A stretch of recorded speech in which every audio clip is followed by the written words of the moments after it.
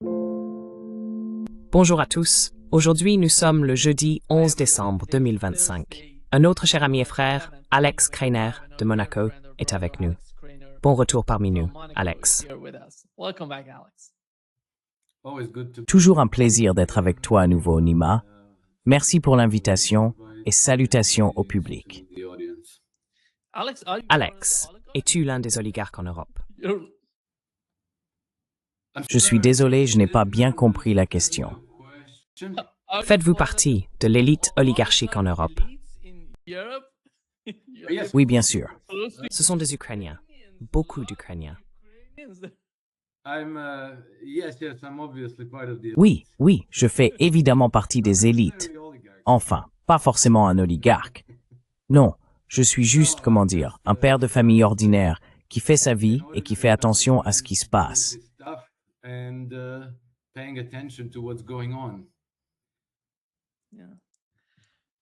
Oui, abonnez-vous, cliquez sur le bouton j'aime et suivez Alex Kreiner. Vous pouvez voir sous son nom thetrendcompass.substack.com. Nous avons nos amis ici dans le chat, dans les commentaires. Ils y mettent les liens pour que vous puissiez accéder au Substack d'Alex. Alex, laissez-moi commencer par le nouveau document que je trouve important.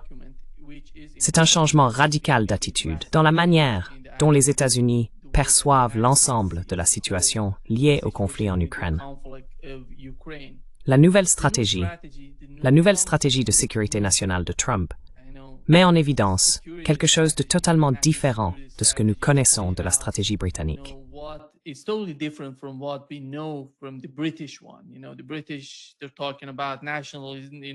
Vous savez, les Britanniques parlent de nationalisme. Ils s'orientent vers cette idée mondialiste de ce qu'ils veulent faire avec l'Ukraine, faire de l'Ukraine toujours la première priorité pour l'Europe. D'un autre côté, on voit une nouvelle attitude dans le document des Américains de l'administration Trump. Ils ne considèrent pas l'Ukraine comme une option viable pour continuer, et ils veulent changer leur attitude envers les Russes. Quelle est votre compréhension du nouveau document, et en quoi diffère-t-il de la stratégie européenne?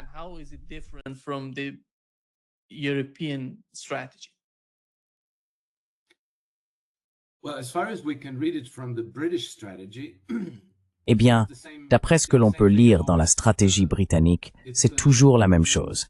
C'est une politique mondialiste, joliment présentée, engagée envers l'Ukraine. Ils ne se soucient pas de l'Ukraine. Ils l'ont instrumentalisée comme un outil contre la Russie. C'est cela qu'ils ne peuvent pas abandonner. Ils restent attachés au changement de régime et au démantèlement de la Russie, à sa balkanisation, pour éliminer un rival puissant dans leur quête d'établir ou de rétablir une hégémonie sur le continent eurasien. C'est la même stratégie macindérienne qui remonte à plus d'un siècle. La stratégie de sécurité nationale des États-Unis pour cette année, en revanche, marque un virage net par rapport au statu quo, car jusqu'à présent, les États-Unis adhéraient complètement à la même stratégie mondialiste que le reste de l'Europe. Leurs alliés, dissent.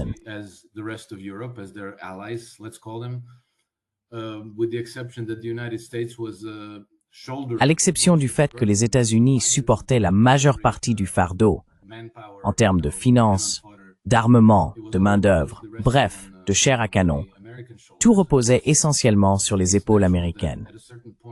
Et je pense qu'il est naturel qu'à un certain moment, le peuple américain s'en lasse. Donc, vous savez, l'année dernière, vers novembre, les gens avaient le choix entre poursuivre les mêmes politiques avec Kamala Harris ou changer. Et la seule alternative, c'était Trump. Alors ils ont élu Trump. Et jusqu'à présent, Trump, avec son style imprévisible, disons vulgaire sur les bords, tient en réalité ses promesses. Et je pense que ce document sur la stratégie de sécurité nationale qui vient d'être publié marque pratiquement le début d'une guerre froide entre les États-Unis et l'Europe.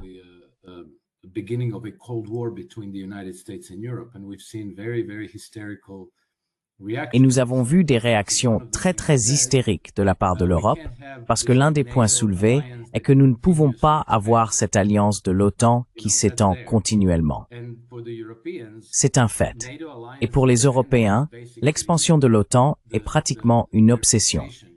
Ils veulent toujours que l'Ukraine en fasse partie.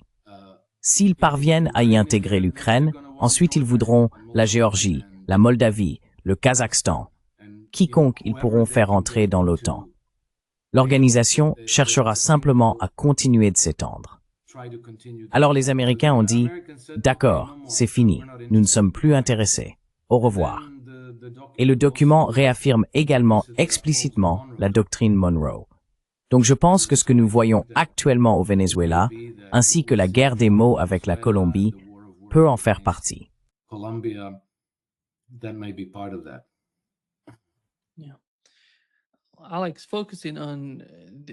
Alex, en se concentrant sur la situation en Europe, nous savons qu'il y a eu une réunion au Royaume-Uni, et il semble qu'ils en soient sortis avec une contre-proposition à celle que les États-Unis ont présentée. Jusqu'où l'Europe irait-elle contre les États-Unis à propos de l'Ukraine? Sont-ils en train d'atteindre un point de rupture? Est-il durable pour l'Europe de continuer ainsi?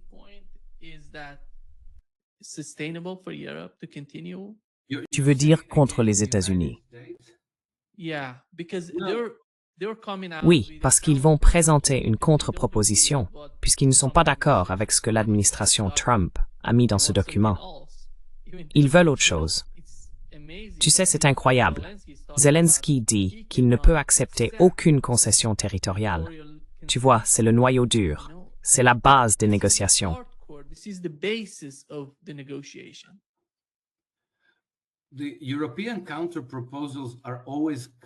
Les contre-propositions européennes sont toujours calculées de manière à ce que la guerre continue.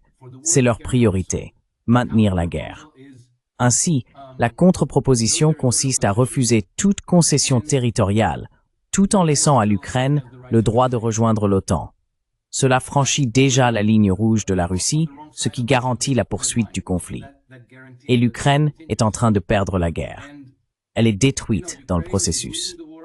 Elle perd entre 1000 et 2000 soldats par jour. Et ces gens font tout ce qu'ils peuvent pour poursuivre la destruction de l'Ukraine et la mort de tous ces soldats. C'est horrible, c'est inadmissible, et cela place les Européens en conflit direct avec les États-Unis. Maintenant, jusqu'où iront-ils dans ce conflit?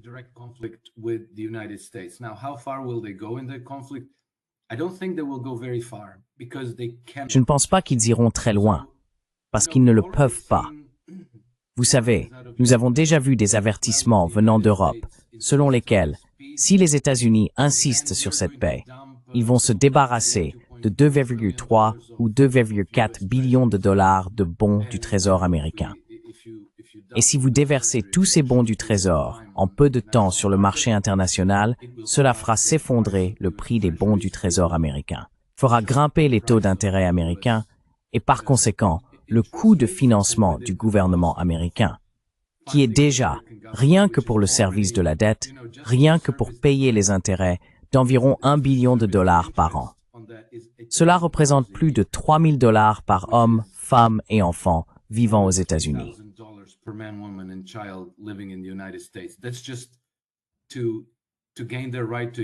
C'est simplement pour obtenir leur droit d'exister aux yeux des détenteurs d'obligations.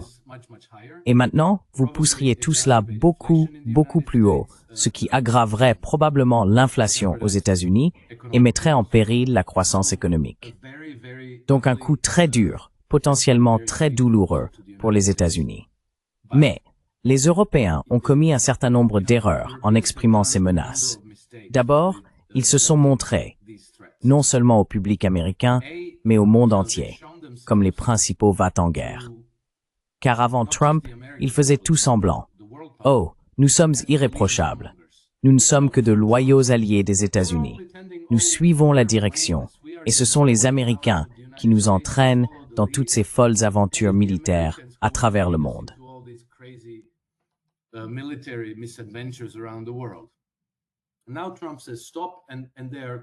Et maintenant Trump dit stop, et ils perdent complètement la tête.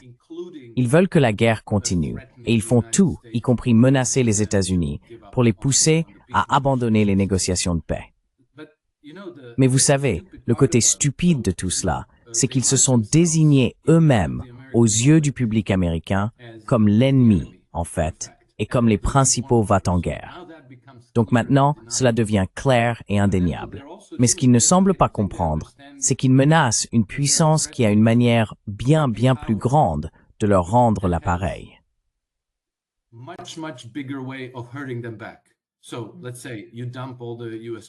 Alors, disons que vous vendez tous les bons du Trésor américain, que vous faites s'effondrer le prix des obligations du Trésor, et que vous faites grimper les taux d'intérêt sur les marchés mondiaux, et ainsi de suite. Eh bien, vous savez, les Européens ont besoin de dollars américains, car c'est encore la principale monnaie de règlement du commerce mondial. Donc, si vous voulez importer du pétrole, du gaz, du charbon, du café, tout ce que vous achetez sur les marchés internationaux, il vous faut des dollars américains. Et pour obtenir ces dollars, vous devez les acquérir. Les banques européennes ont déjà de sérieux problèmes de liquidité en dollars américains. C'est pour cette raison que la Réserve fédérale a mis en place des lignes de swap de liquidité avec les banques européennes, afin que si elles manquent de dollars, elles puissent en tirer auprès de la Fed. Mais la Fed pourrait couper cela du jour au lendemain, et alors plus de dollars américains.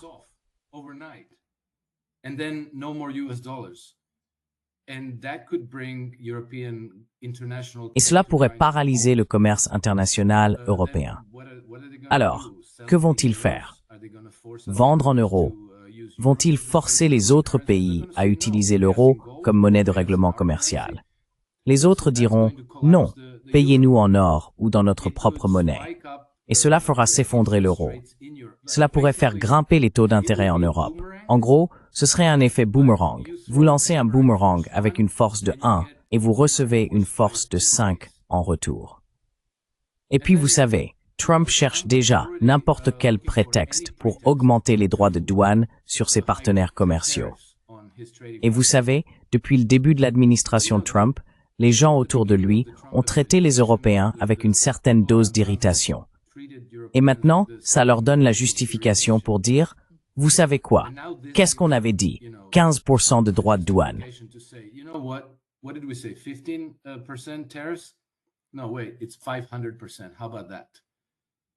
Non, attendez, c'est 500%. Qu'en dites-vous? Vous savez, s'ils peuvent s'en tirer, ils le feront.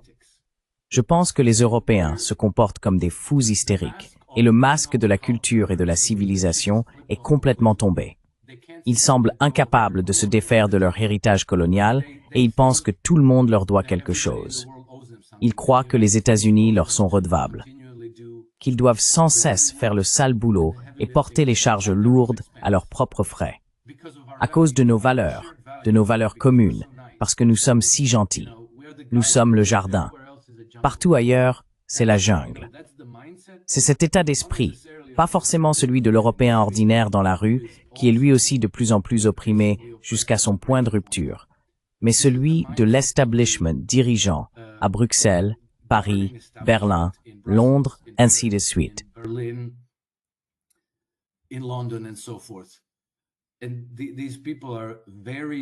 Et ces gens sont des politiciens d'un niveau vraiment médiocre. Je dois raconter cette histoire, Nima, parce qu'elle est tout simplement incroyable. Quelqu'un a enfin mis en ligne sur YouTube une vidéo de 15 minutes des meilleurs moments de Kaja Kallas. Ses différentes déclarations. Et ce n'est pas 15 minutes de Kaja Kallas, c'est peut-être la moitié, puis le type commente.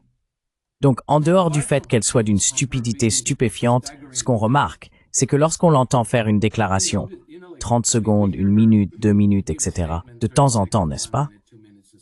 Mais quand on l'écoute pendant 15 minutes d'affilée, on se rend compte qu'elle parle constamment comme la petite princesse à papa. Son ton de voix, ses gestes, son attitude, tout évoque la petite princesse à papa. Elle parle toujours comme une petite fille. Donc non seulement elle est d'une stupidité stupéfiante, mais elle est aussi d'une agaçante répulsion.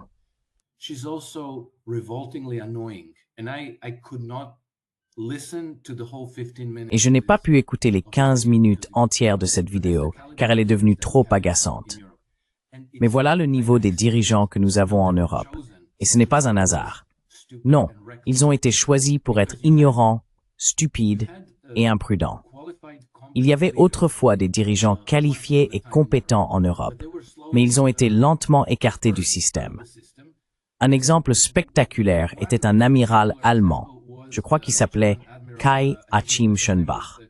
Lorsque la guerre a commencé en 2022, il se trouvait en Inde lors d'un événement international lié à la défense, une conférence.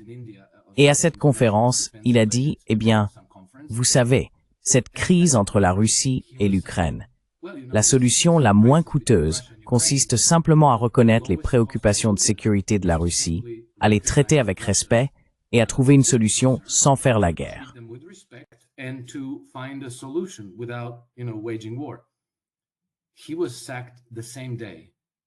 Il a été renvoyé le même jour. Il a essayé de s'excuser, il a essayé de retirer ses propos, mais c'était trop tard.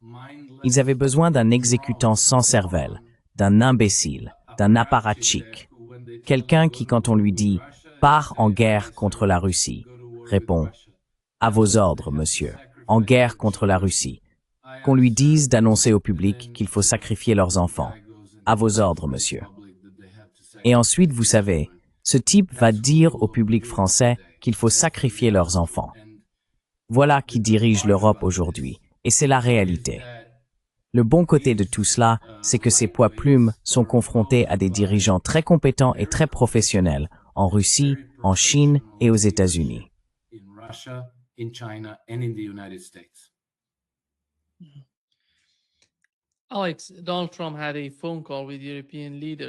Alex, Donald Trump a eu un appel téléphonique avec des dirigeants européens. Il a dit que c'était un appel difficile. Il leur parlait directement.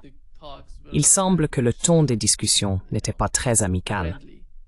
En ce qui concerne la manière dont Donald Trump et son administration communiquent avec les Européens, penses-tu qu'ils s'y prennent correctement? Parce que moi, je ne le vois pas. Tu as mentionné que l'administration Trump pouvait exercer beaucoup de pression sur ses dirigeants européens. Qui sont ces gens? Tu sais, Macron. Seulement 11% des Français le soutiennent. Starmer, Merz. Ils ont beaucoup de leviers pour leur mettre la pression, mais on ne voit pas cela se produire. Je remarque même qu'en Russie, leurs dirigeants semblent déconcertés par la façon dont Donald Trump gère les relations avec les Européens. Pourquoi?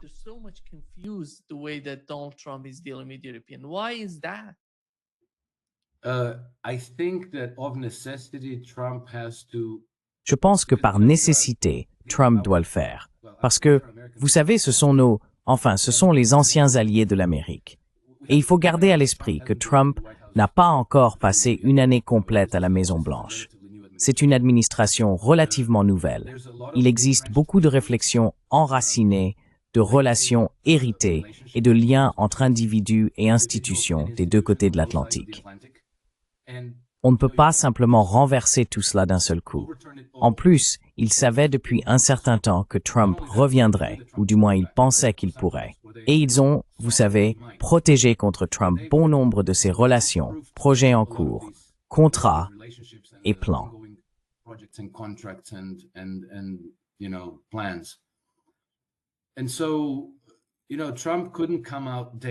Et donc, vous savez, Trump ne pouvait pas, dès le premier jour, dire « Très bien, nous quittons l'OTAN, nous retirons toutes les troupes, nous ne serons plus alliés avec les Européens, et nous allons devenir les meilleurs amis des Russes et de Vladimir Poutine. » Vous savez, c'est un peu comme déplacer les meubles dans la maison d'un aveugle.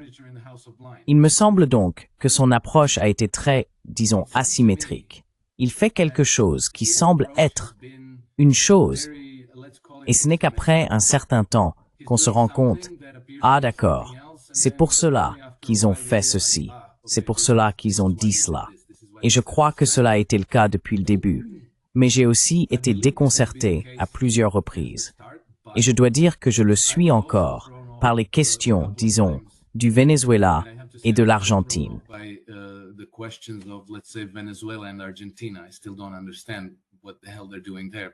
Je ne comprends toujours pas ce qu'ils fichent là-bas. Mais tu sais, l'opération Rough Rider, quand ils ont commencé à bombarder le Yémen, j'ai trouvé ça extrêmement bizarre, tellement stupide que ça ne pouvait pas être ce qu'ils prétendaient que c'était. Ensuite, la fausse guerre contre l'Iran, puis toutes ces déclarations du genre Oh, je suis terriblement déçu par Vladimir Poutine. Bon, c'est fini, on rompt, l'Alaska est morte. Tu vois, on a eu ça pendant quelques semaines. Tout le monde disait, l'Alaska est morte, l'occasion a été manquée. Donc pour une raison quelconque, il pense qu'il doit agir de cette façon.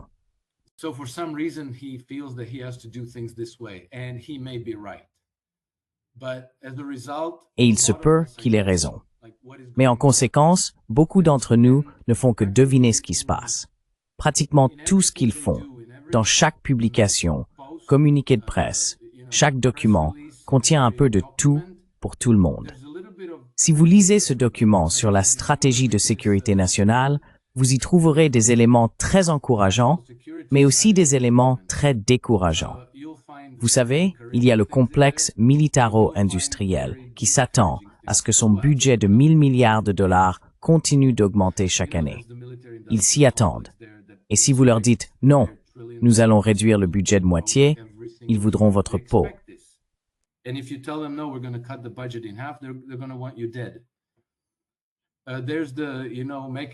y a tout ce truc de rendre l'Amérique à nouveau en bonne santé, ce qui est, tu sais, potentiellement très mauvais pour Big Pharma. Donc ils pourraient vouloir sa mort aussi. L'OTAN.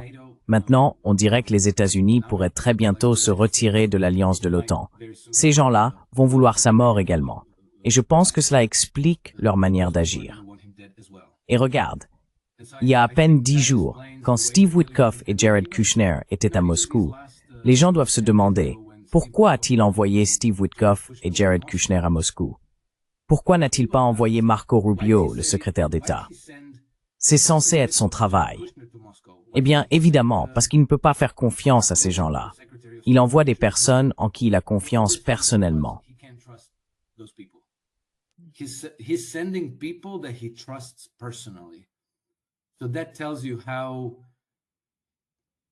Cela montre à quel point il peut se sentir menacé et à quel point tout son programme est fragile, qu'il ne peut pas laisser Marco Rubio faire son travail parce qu'il craint qu'il soit saboté, étouffé d'une manière ou d'une autre.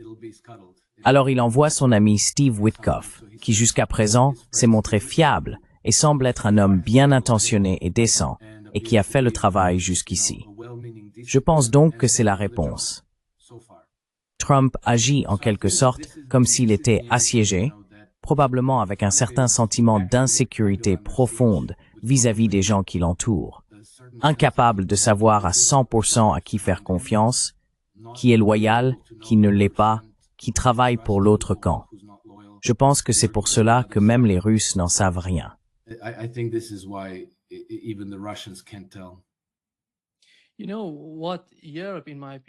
Vous savez, ce que l'Europe, à mon avis, ne comprend pas, c'est que les États-Unis ont totalement changé, ou plutôt, que le monde entier a totalement changé par rapport à ce qu'il était avant les guerres en Irak et en Afghanistan.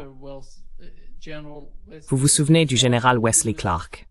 Il disait « Pourquoi allons-nous en Irak et en Afghanistan, ou même en Libye, ou dans tous ces pays?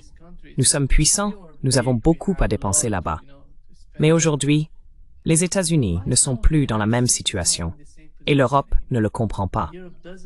C'est pourquoi les États-Unis ne veulent pas la poursuite du conflit en Ukraine. Ce n'est même pas l'Irak et l'Afghanistan. C'est la Russie, vous voyez.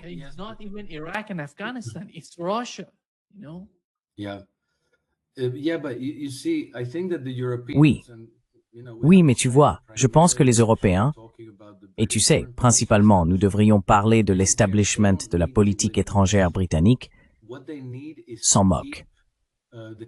Ils n'ont pas besoin de gagner des guerres. Ce dont ils ont besoin, c'est de maintenir des régions clés du monde dans un état de déstabilisation permanente. Parce que tant qu'elles sont déstabilisées, ils ont toujours la possibilité d'y intervenir avec leurs diplomates, leurs services de renseignement, leurs ONG, leurs associations caritatives, leurs organisations médiatiques, et ainsi de suite. Et tu sais, comme un parasite, ils pénètrent le système, étendent leur influence et manœuvrent les choses à leur avantage.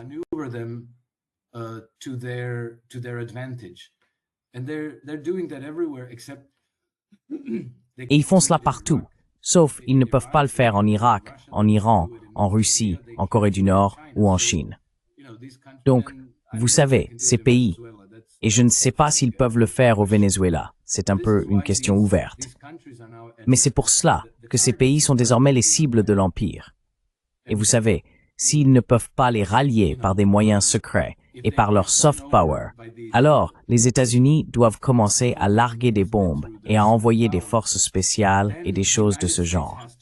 Et donc, une fois que les États-Unis disent « D'accord, j'en ai fini, je ne fais plus ça pour vous », c'est terminé.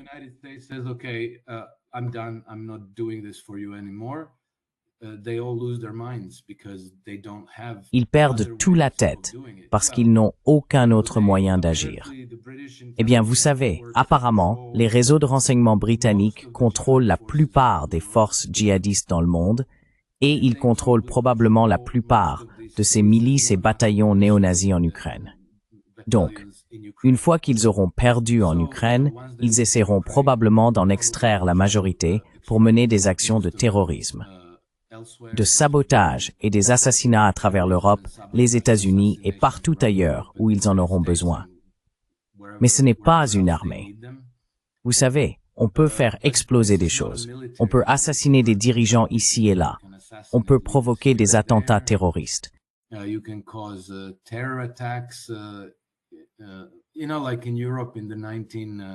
Vous savez, comme en Europe, dans les années 1970 et 1980, il y avait l'opération Gladio menée par l'OTAN. Mais autant que nous le savions, il s'agissait de groupes communistes, d'extrême gauche, de milices et d'organisations terroristes. Pourtant, tout cela était dirigé par l'OTAN. Et nous savons maintenant que c'est certain. Donc je pense qu'ils vont essayer de reconstituer cela. Mais quand même, vous savez, si vous voulez abattre la Russie, il vous faudra des armes de plus gros calibre. Et je pense qu'en ce moment, le seul endroit où cela est possible, c'est aux États-Unis. Et Trump n'est pas disposé. Donc ces gens sont très hystériques, très en colère et très confus parce qu'ils ne savent pas quoi faire.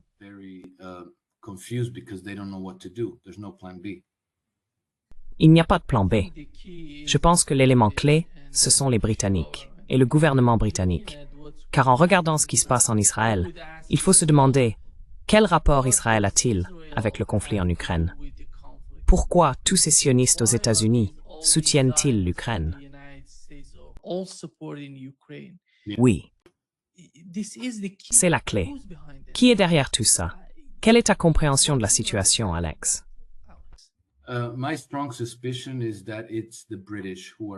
J'ai la forte suspicion que ce sont les Britanniques qui sont derrière Israël, que ce sont les Britanniques qui soutiennent Zelensky, ainsi que toutes les milices, brigades et bataillons néo-nazis actifs en Ukraine.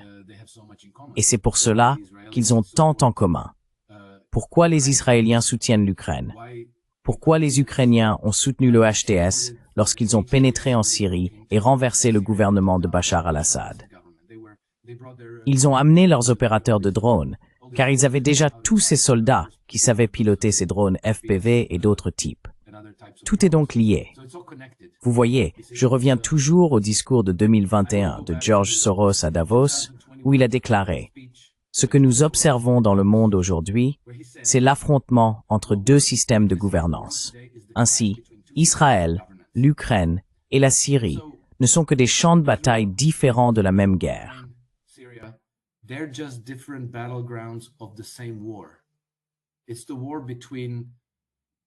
C'est la guerre entre l'Empire mondial, le soi-disant ordre mondial fondé sur des règles, et tout le reste du monde. Soros dit que c'est les sociétés ouvertes contre les sociétés fermées, mais en réalité, c'est l'Empire mondial contre tout le monde, qu'il s'agisse de démocratie, d'autocratie ou de dictature.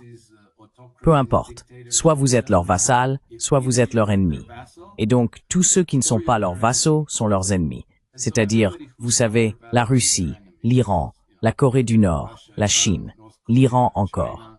Ce sont de plus petits ennemis, mais cela ne les dérange pas tant que ça, parce que, vous savez, une fois débarrassé de la Russie, il est beaucoup plus facile de faire tomber l'Iran.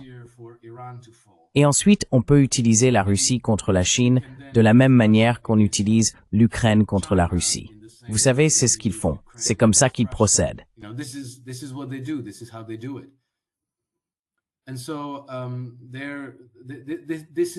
Et donc, voici le conflit, et voici ce qui les relie. Car autrement, vous savez, il est très étrange d'expliquer pourquoi un si petit pays, avec une armée modeste, essentiellement conçue pour la guerre anti-insurrectionnelle, dont l'économie est pratiquement en ruine, dont les services sociaux sont presque désintégrés, entouré de nations ennemies et actif sur 7 fronts de guerre en même temps, peut être aussi puissant.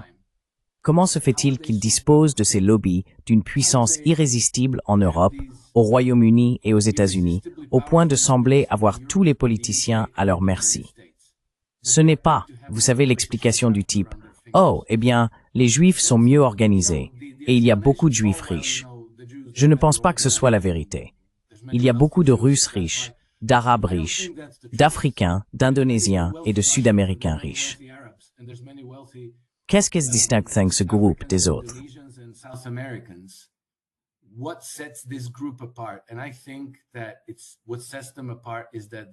Et je pense que ce qui les distingue, c'est qu'ils bénéficient de la coopération des réseaux de renseignement britanniques, américains, israéliens, allemands et français. Qu'ils jouissent du soutien des médias, également sous le contrôle de cet établissement impérial mondial. Et qu'ils sont interconnectés par tous les moyens que les Britanniques ont traditionnellement utilisés. Associations caritatives, ONG, entreprises médiatiques, agences de relations publiques, lobbyistes, et ainsi de suite. Je pense que c'est là la clé de leur pouvoir, et que tout ramène toujours à Londres. Ce n'est pas le petit Israël qui contrôle tout le monde. C'est Londres qui agit toujours par procuration et renforce ses intermédiaires dans le but délibéré de dissimuler son implication.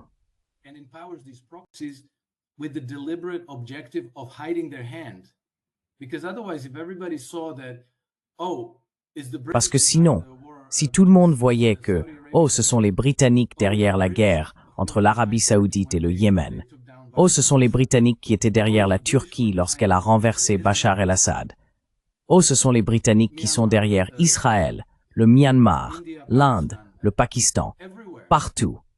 Alors les gens diraient, d'accord, regardez, sanctionnons ces gens jusqu'à la mort, imposons un blocus à l'île, expulsions tous les diplomates, tout le monde, et mettons-y fin. Non, ils doivent cacher leurs actions. Donc ils font toujours, vous savez, même dans les Balkans, comme je l'ai observé, en gros, ils créent des ONG en Croatie, ils créent des ONG en Serbie, et ensuite les ONG serbes financent des provocations et des actions de sabotage en Croatie.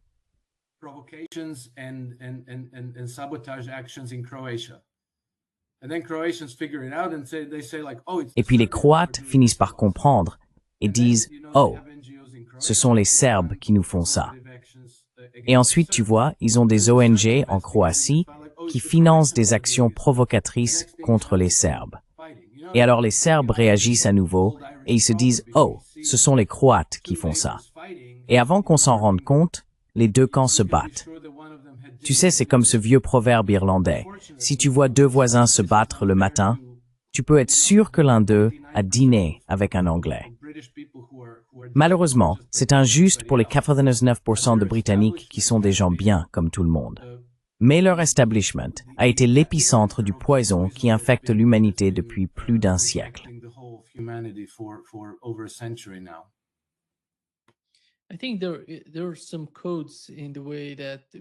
Je pense qu'il y a certains codes dans la manière dont nous recevons les choses, dans la façon dont les dirigeants s'expriment. Et l'un de ces codes, à mon avis, c'est qu'il est important que Netanyahou ait déclaré que la Chine est actuellement l'ennemi d'Israël. Comment peut-on parler de la Chine de cette façon? C'est comme vouloir se battre avec un éléphant. Comment est-ce possible? Israël n'arrive même pas à gérer le Hamas. Et il parle de se battre contre la Chine. Cela montre que si l'on met cette image en parallèle avec ce qui se passe au Royaume-Uni, la manière dont ils intensifient leur rhétorique et leur hostilité envers la Chine, cela a du sens pour moi. Et je ne vois pas cela venir des États-Unis. Vous savez, Donald Trump avait appelé, je ne sais plus, la présidente ou la première ministre du Japon pour lui demander de se calmer, de ne pas aller aussi loin. Mais on voit l'inverse se produire au Royaume-Uni. Ils veulent intensifier la situation.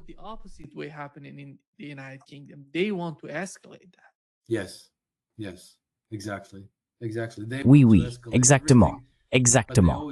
Ils veulent tout intensifier, mais ils mettent toujours les intermédiaires en danger, tu sais.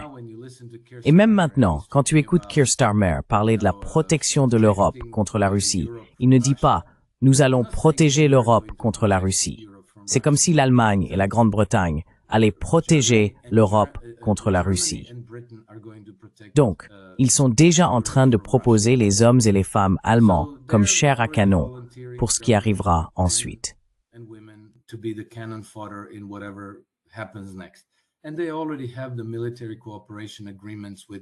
Et ils ont déjà des accords de coopération militaire avec la Pologne, le Danemark, la Norvège, la Suède, l'Ukraine, la Roumanie et la Bulgarie. Ils en ont pratiquement un avec chaque pays, certains secrets, d'autres semi-secrets, des accords qui se situent en dehors du cadre de l'OTAN. Tu sais, ils sont déjà tous alliés au sein de l'OTAN, mais ils ont toujours une sorte d'accord de coopération séparée. Et ensuite, ce pays se retrouve en guerre avec qui que ce soit que les Britanniques ont besoin qu'ils combattent. Cela dure depuis plus de 100 ans, Nima. C'est comme ça qu'ils ont déclenché la Première Guerre mondiale. Ils avaient l'entente cordiale avec les Français, même s'ils avaient été en guerre avec la France pendant des siècles.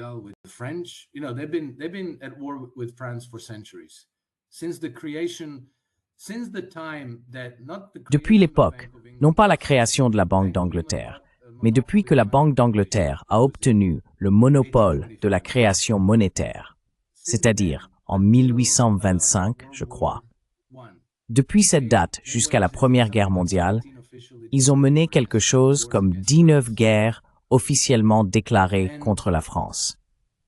Et peut-être que je me trompe sur les années, je suis désolé. Peut-être que c'était depuis la création de la Banque d'Angleterre et non depuis 18, peu importe. Mais en l'espace d'environ 100 ans, ils ont mené 19 guerres officiellement déclarées contre la France. Et ensuite, ils ont décidé qu'il fallait détruire l'Allemagne.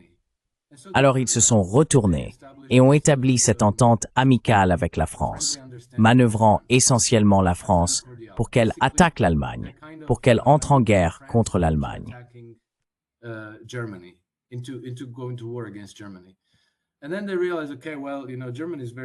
Et puis se rendre compte, d'accord, eh bien, vous savez, l'Allemagne est très puissante. Il va nous falloir plus que cela. Alors, ils décident aussi de pousser les Russes à attaquer l'Allemagne. Ils se rendent donc en Russie, et là, ils concluent toutes sortes d'accords, mobilisent des lobbyistes, des diplomates et des agents de renseignement. Ils parviennent à amener le gouvernement du tsar Nicolas II à ouvrir un front de guerre contre l'Allemagne. Ensuite, ils font la même chose avec l'Italie. D'abord, ils la convainquent de rester neutre au déclenchement de la guerre. Puis, un an plus tard, en 1915, ils amènent les Italiens à attaquer l'Autriche-Hongrie, alliée de l'Allemagne. Voilà ce qu'ils font, et c'est la stratégie qu'ils ont en quelque sorte élaborée et perfectionnée.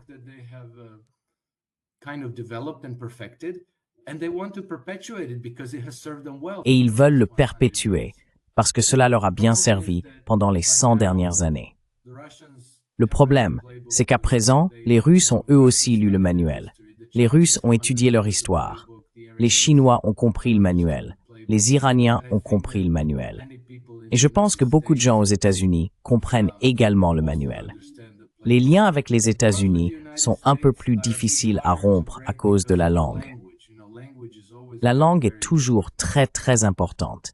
Et il y a encore beaucoup d'Américains, en particulier parmi, disons, les classes libérales instruites, qui sont encore éblouis par un accent britannique. Donc vous savez, ils croiront n'importe quoi si on leur dit avec un accent britannique. Mais je pense que même cela commence à devenir vieux et fatigué.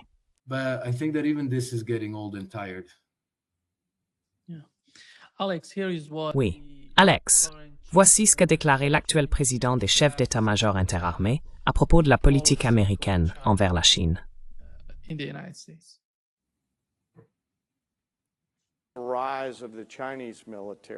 La montée en puissance de l'armée chinoise.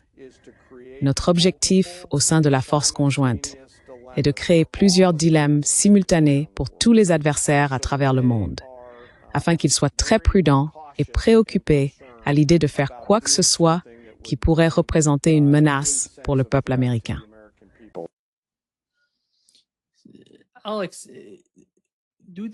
Alex, pense-t-il vraiment pouvoir manipuler cela? La façon dont il parle de gérer la Chine, la Russie, voire l'Iran, il me semble que cela ne fonctionne plus, car ces pays, comme tu l'as mentionné, savent ce qui se passe avec les États-Unis. Ils connaissent le principal objectif des États-Unis. Je pense que ce qui se passe avec le Venezuela, pendant qu'on en parle, Donald Trump arrive dans l'hémisphère occidental et ils veulent dominer l'hémisphère occidental. Je ne sais pas si c'est la bonne façon de faire. Tu sais, ils se font des ennemis ici en Amérique latine. Ils se font pas d'amis, après tout.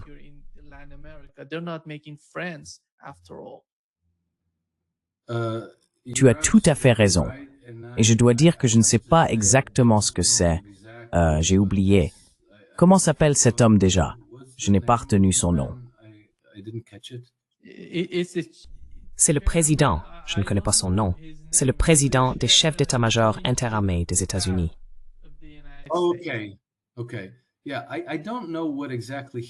D'accord, d'accord. Oui, je ne sais pas exactement ce qu'il voulait dire par ce qu'il a dit, vous voyez. J'ai le sentiment que leur doctrine Monroe à l'égard de l'Amérique centrale et de l'Amérique du Sud est vraiment mal orientée. Et je pense que vous savez, nous en parlions il y a un instant, il y a une sorte de pensée enracinée dans les cercles dirigeants américains, et je crois qu'il existe beaucoup de relations héritées du passé. Certaines personnes sont encore bloquées mentalement dans la guerre froide, farouchement anti-russes et farouchement anti-socialistes. Désolé de vous interrompre. Il s'appelle Dan Kane. Dan Kane, d'accord? Oui, je ne comprends pas exactement ce que Kane veut dire par là. I don't exactly understand what Kane is saying there. You know, Monroe Doctrine does make sense in a way. Vous savez, la doctrine Monroe a un certain sens d'une manière qu'on ne nous a pas apprise à l'école. Les États-Unis se sentaient en sécurité entre l'océan Atlantique et l'océan Pacifique. Mais ils étaient vulnérables au sud et au nord. Au nord, la menace venait de l'Empire britannique, comme c'est encore le cas, et au sud, les Français ont tenté de contrôler le Mexique. Pendant la guerre de sécession, ils ont envoyé des troupes pour envahir les États-Unis aux côtés du Sud contre l'Union. Et les Britanniques voulaient envahir depuis le Nord, eux aussi contre l'Union, aux côtés du Sud.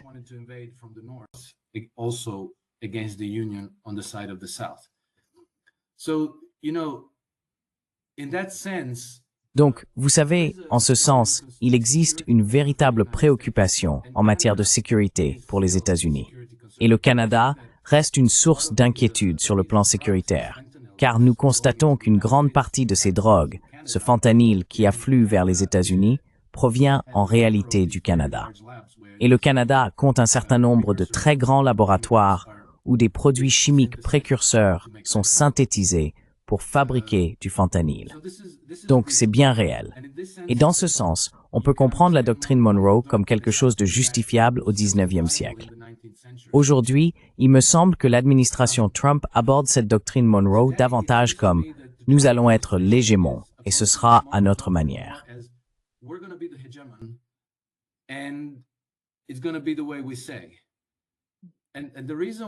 Et la raison pour laquelle je ressens cela, c'est que je n'arrive pas à comprendre pourquoi ils ont renfloué Milei en Argentine. Honnêtement, je n'arrive pas à l'expliquer. Cela me semble complètement insensé. Vous savez, si les politiques économiques de Milei fonctionnaient, pourquoi aurait-il eu besoin d'un renflouement de 40 milliards de dollars? Pourquoi? C'est évidemment un échec. Donc, vous jetez l'argent des contribuables américains pour sauver un échec. Maintenant, Milei est idéologiquement proche des Américains parce qu'il prône les marchés libres, la libre entreprise, le capitalisme, toutes ces choses, vous voyez? Mais au fond, ce ne sont que des étiquettes. Peu importe que ça fonctionne ou non.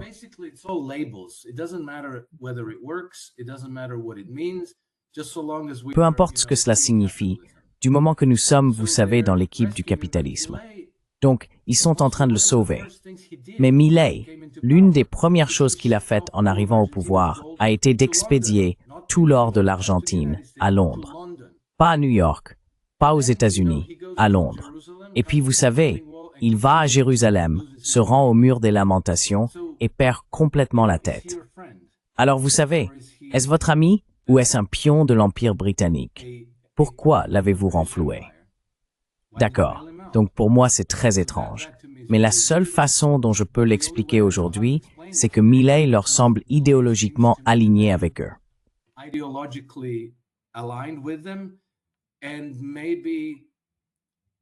Et peut-être qu'ainsi, il empêchera une vague de gouvernements socialistes de prendre le contrôle de l'Amérique du Sud, ce dont il semble avoir peur. Et donc, tu sais, c'est pour la même raison qu'ils attaquent Maduro au Venezuela. Je comprends qu'il y a d'autres raisons. Toutes ces histoires compliquées à propos de Smartmatic et des systèmes de vote Dominion. Et je ne pense pas que l'histoire de la drogue soit vraie du tout. Mais tu sais, ils aimeraient peut-être qu'une sorte de figure à la Milei dirige Caracas et Rio de Janeiro, tu vois, Brasilia et partout ailleurs, pour que tout le monde soit dans le camp du capitalisme. Pour moi, c'est une erreur, parce que ce n'est pas vraiment nécessaire.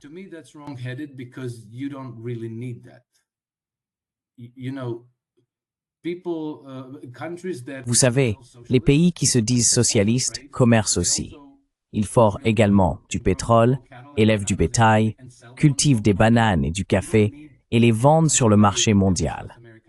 Il n'est pas nécessaire d'avoir un Milei dans chaque pays d'Amérique du Sud. Et si c'était le cas, ils seraient tous alignés sur Londres. Et il faudrait tous les renflouer juste pour rester dans l'équipe du capitalisme, afin que la bonne étiquette figure sur leurs uniformes. Donc, en ce sens, j'ai du mal avec la doctrine Monroe de Trump. Je pense que c'est encore le résultat de leurs pensées héritées et de leurs idées bien ancrées qu'ils doivent vraiment surmonter et repenser.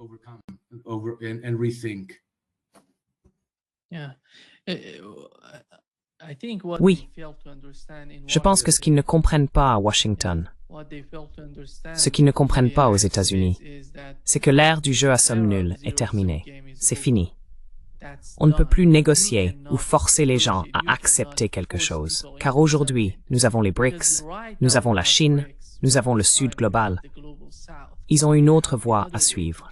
Et il faut montrer, par exemple ici en Amérique latine, une certaine bienveillance, un esprit de coopération avec les pays de la région. Être plus proche d'eux, ne pas aller contre eux, ne pas les contraindre comme cela a été fait ici au Brésil.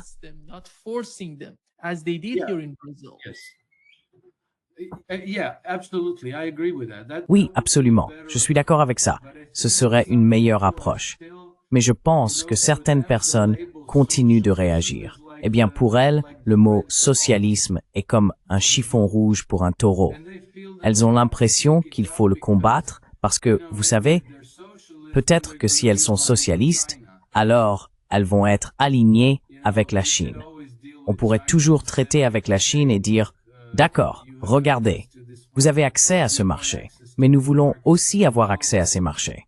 Nous pouvons nous mettre d'accord sur la manière d'interagir ici, de partager cette partie du monde, d'être partenaires avec ces pays et entre nous, plutôt que de dire « D'accord, c'est nous les patrons ici, nous sommes l'hégémon, tout le monde dehors, et nous ne voulons plus que vous commerciez avec la Chine. » Et surtout,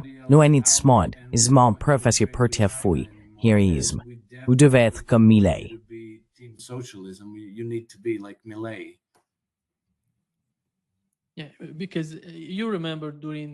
Oui, parce que tu te souviens, ici nous avons eu un président au Brésil appelé Bolsonaro. Il voulait entretenir de meilleures relations avec les États-Unis, surtout pendant l'administration Trump, Trump 1.0, tu vois. Mais on ne voit pas beaucoup de changements dans la façon dont ils perçoivent les BRICS. Ils considèrent les BRICS comme une alternative. Au Brésil, on n'aurait jamais un Milei ici. Jamais. Il est impossible d'avoir quelqu'un comme Milei au Brésil. Et je dirais qu'en Colombie et dans d'autres pays importants d'Amérique latine, il n'est pas non plus possible d'avoir quelqu'un comme Milei.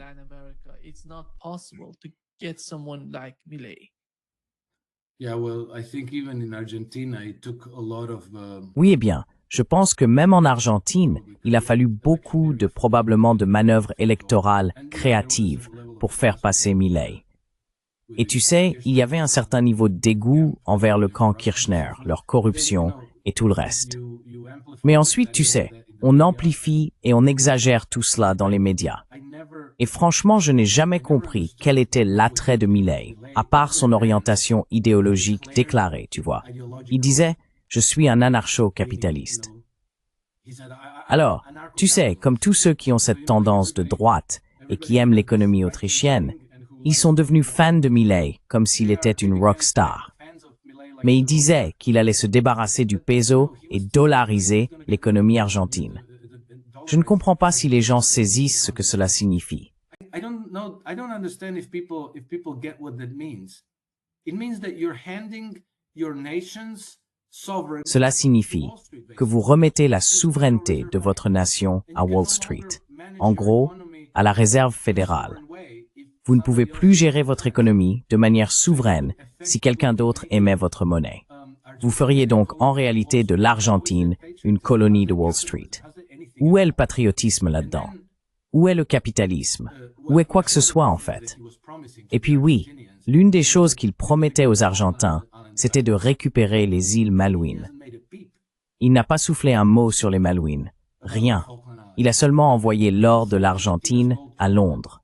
Je pense que c'était encore une grande tromperie de plus de la part de l'ordre mondial fondé sur des règles contre le peuple. Et pourquoi Trump vient à son secours? Ça, je ne le comprends vraiment pas. I don't understand that one. Yeah, shifting the gear, Alex, a little bit to what has happened in the Middle East. Changeons un peu de sujet, Alex, pour parler de ce qui s'est passé au Moyen-Orient. Nous avons eu un sommet au Qatar. Tu sais, ils se sont tous réunis pour discuter de la situation là-bas. D'un côté, certains sont très pessimistes. Ils ne pensent pas que ce genre de sommet puisse aboutir à quoi que ce soit. Mais à mon avis, celui-ci a été positif. Parce que tu vois, en Iran, même ceux qui plaidaient fermement pour une meilleure relation avec les États-Unis font maintenant marche arrière. Ils constatent que ce n'est pas possible avec les États-Unis. Nous avions Zarif, il était l'architecte d'une meilleure relation avec les États-Unis, l'architecte de toute cette approche, mais il a déclaré que nous n'allions plus suivre cette voie.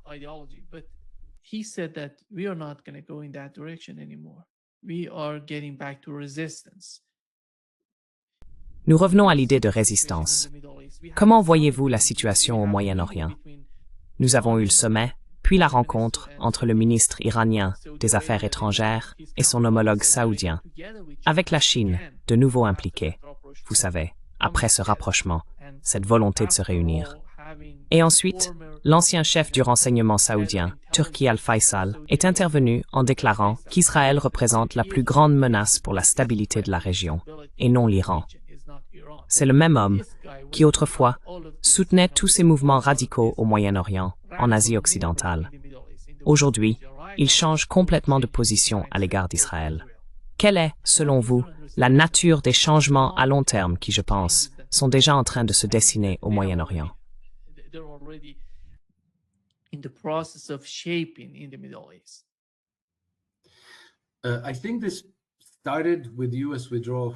Je pense que tout a commencé avec le retrait des États-Unis d'Afghanistan.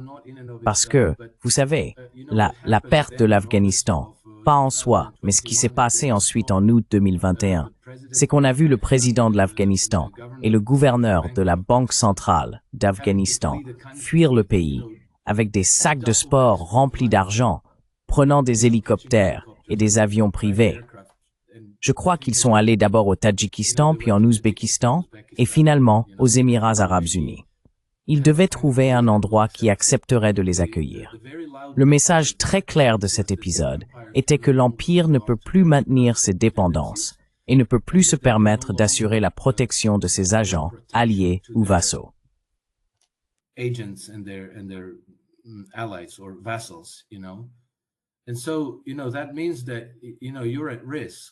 Et donc, cela signifie que vous êtes en danger. Quand il faut emporter des sacs de sport remplis d'argent et prendre un hélicoptère pour quitter le pays, cela veut dire que le système de protection ne fonctionne plus. Je pense que c'est là que l'avalanche a vraiment commencé. Et maintenant, cette nouvelle situation avec Israël, enfin, ce n'est pas vraiment nouveau. Mais je pense que cela n'a fait qu'empirer les choses, car cela a montré qu'Israël ne peut pas être défendu. Cela montre que les États-Unis sont impuissants à les défendre. Lorsque Ansar Allah a commencé à lancer des roquettes sur Israël, les Américains et leurs alliés de l'OTAN ont lancé l'opération Gardien de la Prospérité.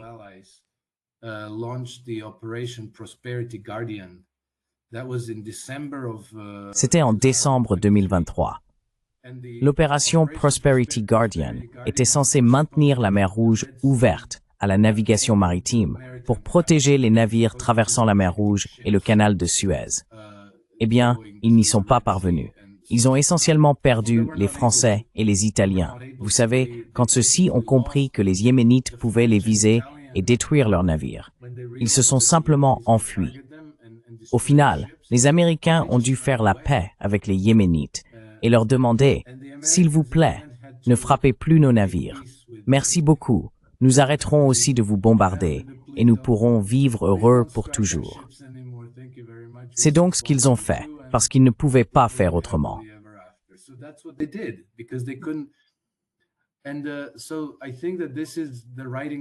Et donc, je pense que c'est le signe avant-coureur qui devient clair pour tout le monde. On ne peut plus, vous savez, parce que la protection de l'Empire leur permettait d'agir avec arrogance, non seulement envers leurs pays voisins, mais aussi envers leur propre peuple. Leur rôle était d'opprimer leur propre population au profit de l'Empire, n'est-ce pas? Et on peut faire cela quand on est protégé. Si on ne l'est pas, ce n'est plus possible. Il faut alors s'entendre avec ses voisins, et il faut aussi s'entendre avec son peuple, n'est-ce pas? Et nous avons vu cela après l'Afghanistan. L'Arabie saoudite et l'Iran ont fait la paix. L'initiative est venue des Russes et a finalement été conclue par les Chinois.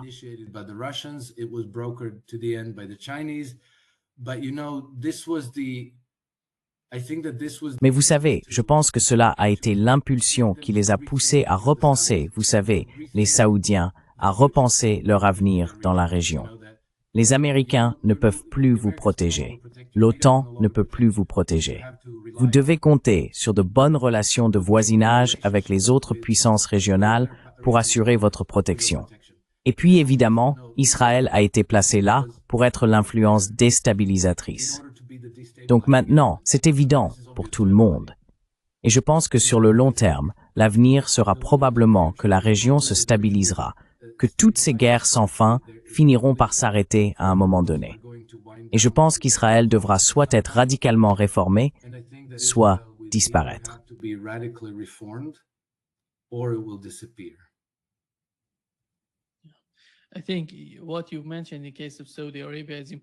Je pense que ce que tu as mentionné à propos de l'Arabie saoudite est important, compte tenu de l'accord ou du pacte qu'elle avait conclu avec le Pakistan pour lui fournir une sorte de parapluie nucléaire.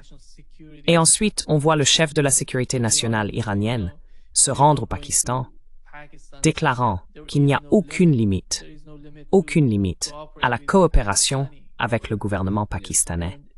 Même pendant la guerre entre l'Iran et Israël, l'un des rares pays qui coopérait d'une manière ou d'une autre avec l'Iran et l'aidait était le Pakistan. C'est important, car cela a été mentionné dans les médias. Ils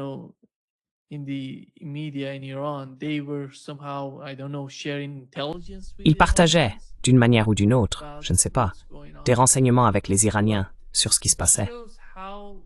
Mais cela montre à quel point les choses changent, avec le Pakistan, qui tout à coup forme, vous savez, une sorte d'alliance avec l'Arabie saoudite. Quel est l'intérêt de cela si les États-Unis sont en Arabie saoudite et qu'ils vont les soutenir? Il semble que l'incertitude au sein de la direction saoudienne soit en train de croître.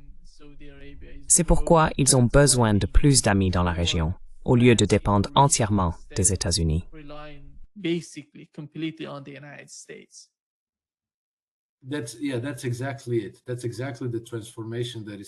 Oui, c'est exactement ça. C'est exactement la transformation qui est en train de se produire. Et je pense que cela va continuer, surtout avec l'administration Trump, qui entend évidemment se retirer de la région et se concentrer sur son propre hémisphère. Je pense que tout cela est une bonne chose. je pense que l'initiative de la ceinture et de la route est positive, car elle comporte également un volet sécuritaire. Elle relève désormais de l'Organisation de coopération de Shanghai, qui arrive à maturité, se renforce et développe des capacités pour assurer la sécurité du continent face aux extrémistes, aux groupes séparatistes, et ainsi de suite. Des groupes qui étaient tous utilisés comme proxy de l'Empire occidental.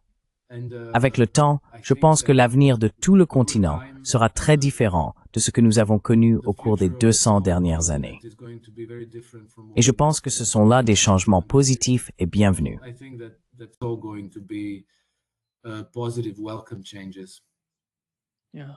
Oui, merci beaucoup Alex d'être avec nous aujourd'hui. Toujours un plaisir, Nima. Merci, prenez soin de vous et à la prochaine. Prends soin de toi.